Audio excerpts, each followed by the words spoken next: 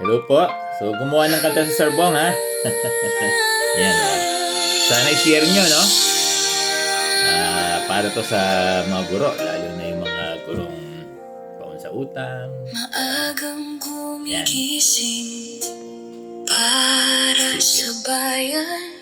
Bitbit ang pangarap ng kabataan. Yes.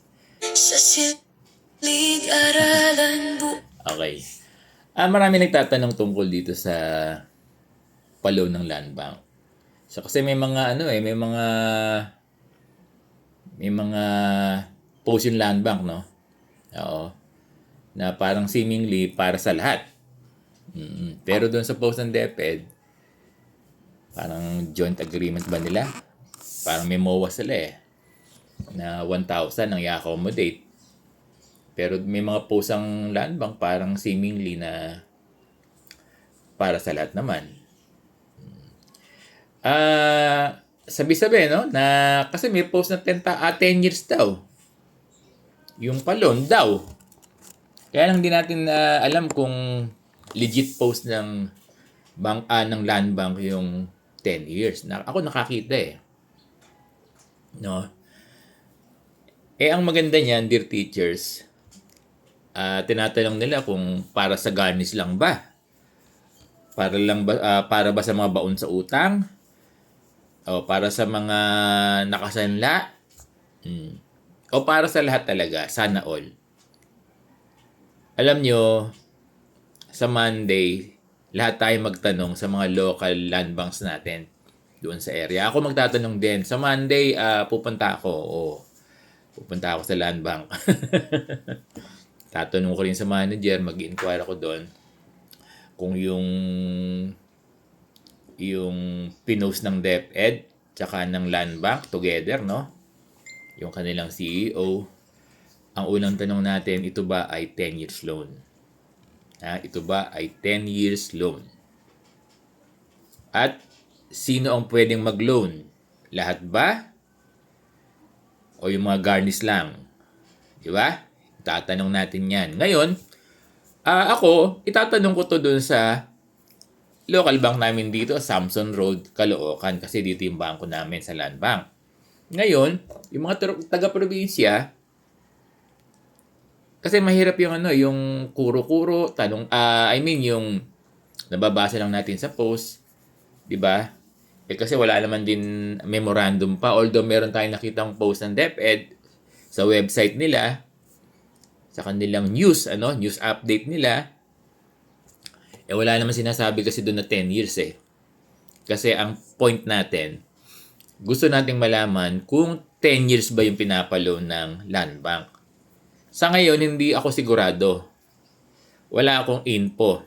Unless kung makakausap ko yung manager dito sa amin, sa Monday, tatanungin ko kung 10 years ba talaga. Ngayon, sabay-sabay tayo magtanong.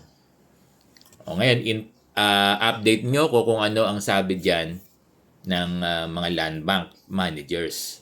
Kasi sila makakapagsabi kahit na kasi merong post ang DepEd, at saka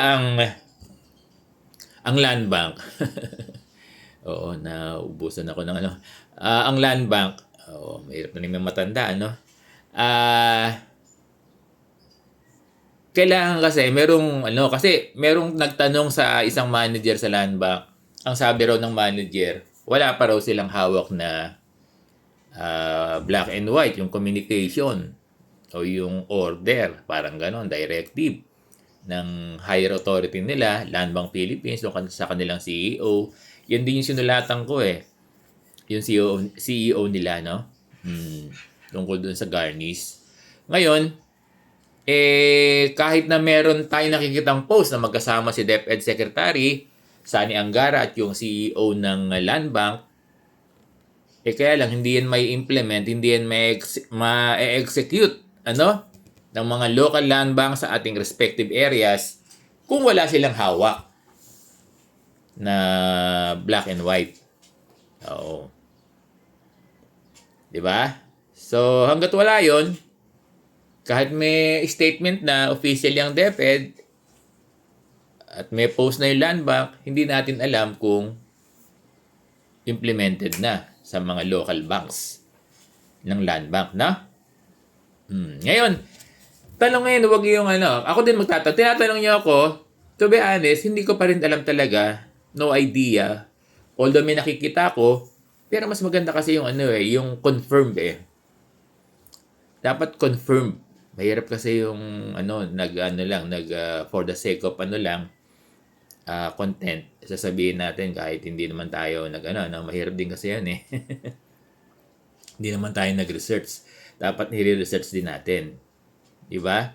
Para exact o if not accurate yung ating pagbigay ng info sa mga guro natin. Di ba?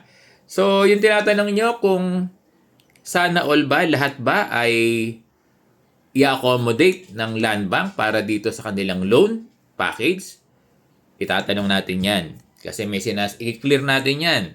Kasi may sinasabi doon sa post ng DepEd na 1,000 lang, no? Oo. Tapos, ito ba para sa garnish lang? Itatanong natin yan sa Monday lahat. Di ba? At yung importanteng tanong, ito ba ay 10 years loan? Dear teachers, tatanungin natin yan, lilinawin natin, sabay-sabaw tayo sa Monday kung makakapunta. Yung mga malalapit lang. Huwag ng lahat. Sa isa lang. Magtatanong lang naman tayo. Huwag isa na lang magtatanong. Huwag yung lahat. Isa na lang. Bawa, grupo kayo sa district o yung president nyo. Yun na lang magtanong. Di ba? Baka magulat yung land bank. Ang dami natin, no? Ako dito sa Monumento, ako na lang magtatanong. Tatanungin ko. Monday pupunta ako sa land bank, tatanungin ko. Yung taga-Monumento, taga-South. Ako na magbabalita kung ano yung sabi ng manager dito, no?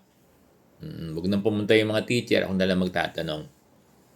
Kasi kung pupunta kayo doon, baka hindi rin tayo ma-accommodate lahat, no?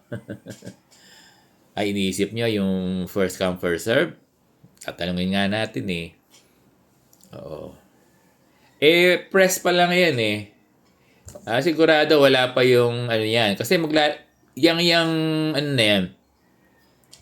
yung program ng land bank na yan, sigurado magkakaroon yan ng implementing rules and regulations sa land bank.